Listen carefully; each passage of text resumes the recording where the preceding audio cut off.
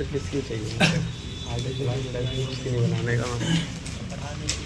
अच्छा देखो सुनो भाई, यहाँ से सुनना, सुनो क्लास शुरू हो गई, सुनते रहना यार। ये क्या है? ये फूल नहीं है यार, ये फूल की कली है, ठीक है? मतलब फूल नहीं है ये, अभी खिला नहीं है, फूल की कली है, इसलिए मैंने लिखा हुआ है भाई फ्लोरल बर्ड है, मतलब फूल की कली है। एक बार दोबारा देखेंगे आप, ये फूल नहीं है, ये तो फूल की कली है, ठीक है, कोई बात नहीं। और भाई इस कली के अंदर फीमेल है और इस कली के अंदर भी फीमेल है, तो आप इस बात को लिख दो यहाँ पे कि फीमेल है इस फूल की कली में और इसके अंदर भी फीमेल है, तो मैंने लिख दिया भाई फीमेल है इस फूल की कली। बहुत आसान है, कुछ नहीं है, डायग्राम बनाना था वो मैंने बना दिया। तो मुझे क्या है, ये बोला फूल की कली तो फ्लोरल बर्ड कहते हैं इंग्लिश में, और इसके अंदर फीमेल बैठी है तो फीमेल बैठी है। मगर हाँ, कंडीशन में आपको बताता हूँ, ध्यान से सुनना भाई। एक बार तो मामला ऐसा है कि वो बैठी है मेल के साथ, और एक बार मामला ऐसा है कि वे अकेले बैठी है। सिंपल। अब आप एक बात बताओ, कोई बच्चा ऐसा बेवकूफ नहीं है तुम्हें दिख रहा होगा भाई वो बाइसेक्सुअल है, लेकिन ये तो यूनिसेक्सुअल है, तो मुझे यहाँ टैग लगाना चाहिए कि योगेश भाई ये तो बाइसेक्सुअल है, और यहाँ टैग लगाना चाहिए कि यार ये तो यूनिसेक्सुअल है भाई। अब आप इंग्लिश में कुछ अच्छा सा कह दोगे, इंग्लिश में आप अच्छा सा कहोगे कि यहाँ पे जो फीमेल फूल की कली में बैठी है वो बाइसेक्सुअल कंडीशन में बैठी है, लेकिन यहाँ पे जो फीमेल फूल की कली में बैठी है वो यूनिसेक्सुअल कंडीशन में बैठी है। सिंपल। अच्छा एक चीज और सुनो, तो फूल है या फूल की कली? तो भाई अभी मैच्योर है या इनमैच्योर है? मैच्योर में तो और भाई कैसा है, कहता है भाई मेरे अंदर ना, सुनो, मेरे अंदर अभी पोलन ग्रेन बने नहीं है, क्योंकि अभी मैं छोटा हूँ तो मेरे अंदर अभी बने नहीं है, बनेंगे। और भाई ये फीमेल जो है ये कह रही है मैं भी अभी पोलन ग्रेन लेने लायक मैच्योर नहीं हुई हूँ, मैं भी अभी रिसेप्टिव नहीं हुई हूँ। जैसे जैसे फूल 10-12 दिन में मैच्योर होगा, चीजें भी उस हिसाब से ओके होती चली जाएगी। तो आप बता दे रहे हैं चूंकि ये फूल की कली है तो ये अभी इमेच्योर है, अभी तो फूल खिलना बाकी है, जैसे जैसे खिलेगा खुलेगा वैसे वैसे इसमें पोलन ग्रेन बनेंगे, बट अभी तो ये बच्चा है, इसमें पोलन ग्रेन नहीं बनेंगे। सिंपल। उसी तरीके से भाई ये भी फूल की कली है और इसके अंदर भी जो फीमेल है अभी वो मैच्योर नहीं है, अभी वो मैच्योर नहीं है क्योंकि अभी तो ये फूल छोटा है। सिंपल सी बात है, बहुत आसान है, कुछ नहीं है यार, थोड़ा दिमाग लगाना है। तो कोई आपसे बोले, थोड़ा समझना मेरी बात को, मैं यही कह रहा हूँ आपसे कि फीमेल बैठी और फूल की कली में बैठी, लेकिन बाइसेक्सुअल स्थिति में बैठी है, और यहाँ पे भी फीमेल बैठी है फूल की कली में, लेकिन यूनिसेक्सुअल स्थिति में बैठी है, उसके साथ मेल नहीं होगा। इसके अलावा फूल तो अभी कली है यार, उसमें तो सारी चीजें भी बचपन में ही होंगी, तो कहाँ से ये अभी वो मैच्योर हुई होगी, कहाँ से मैच्योर और तेरे पे पोलन ग्रेन होगा। लेकिन मेरे को ऐसा लगता है विद इंक्रीजिंग इन टाइम, जैसे जैसे समय बढ़ेगा तैसे तैसे भाई फूल खिलेगा, पोलन ग्रेन बनेगा, फीमेल रिसेप्टिव होगी और हैप्पी बर्थडे टू यू भी होगा। और आपको पता है अगर हैप्पी बर्थडे टू यू का मतलब समझ रहे हो, सेल्फ पॉलिनेशन होगा नहीं।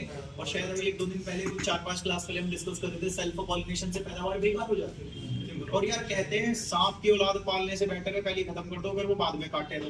मतलब कहने का मतलब ये, आप एक काम करो, ये कल को पता लगे जवान हो, पोलन ग्रेन बने, गिटार उसमें दिक्कत करे, आप इसको अभी के अभी उधेड़ के बाहर निकाल लो।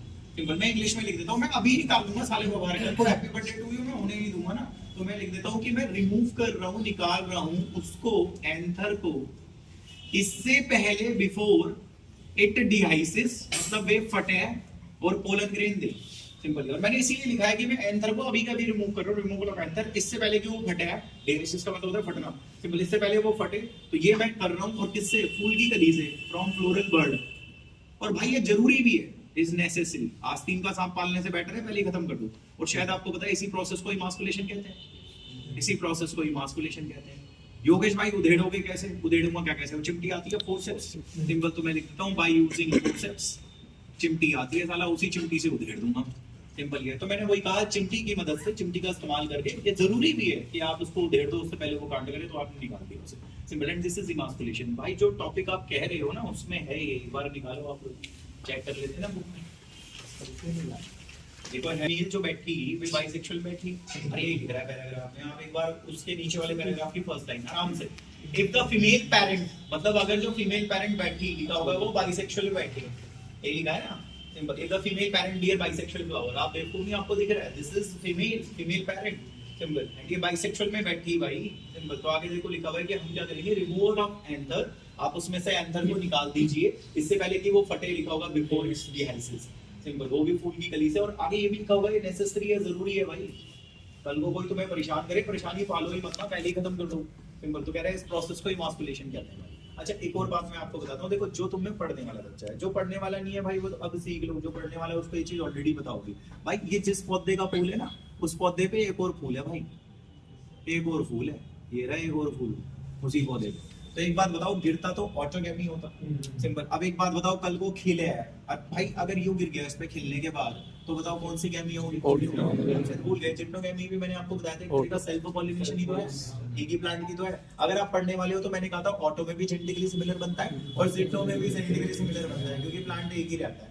तो मैं नहीं चाहता भाई तू भी घेरे, तो मैं क्या करूंगा, मैं भाई तू ना घेरे तो मैं क्या करूंगा, इसको आपने पढ़ा होगा बड़े से बटर पेपर से ढक देते हैं। थोड़ा बड़े बटर पेपर को लेना, बड़ा इसलिए लेना क्योंकि कल को फूल ने खिलना भी है तो उसको स्पेस चाहिए होगा, इसलिए आप ये सुटेबल साइज का एक बटर पेपर ले लो। तो मैं यहाँ लिख देता हूँ भाई, सुटेबल साइज का आपने जो है बटर पेपर से इसको ढक दिया। बटर पेपर यार आपको स्टेशनरी वालों की दुकान में मिल जाता है, वो कुछ ऐसा होता है जैसे नॉर्मल कागज है ना, ऐसे लगता है जैसे तेल में लगा करके उस तरीका दिखता है वो बटर पेपर। तो वो एक अच्छे खासे साइज का आप लेना और फूल को आप ढक देना, तो काम बढ़िया हो जाएगा। और शायद आपको पता होगा इसको बैगिंग बोलते हैं, ढकने को बैगिंग बोलते हैं। तो कोई पूछे बैगिंग बोलना, हाँ बटर पेपर आता है स्टेशनरी वाली की दुकान से, थोड़ा बड़ा सा लेकर के इसको ढक दूंगा।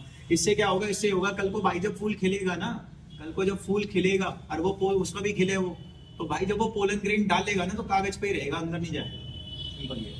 तो इससे कागज लगाने से ये फायदा हुआ कि अनवांटेड पोलन उस पे गिरा नहीं है। And this is bagging. ये इसके बाद लिखा होगा भाई, ऐसे लिखा होगा इमास्कुलेटेड फ्लावर, जिस फूल पे आपने अभी अभी इमास्कुलेशन करा है, लिखा है हैव टू बी कवर, हमें उसे कवर करना है। बटर पेपर सुटेबल साइज का आप ले लें तो लिखा होगा, और कारण भी लिखा हुआ है वहां, चेक करो, लिखा होगा ताकि अनवांटेड पोलन से वो गंदा ना हो, कंटामिनेट ना हो।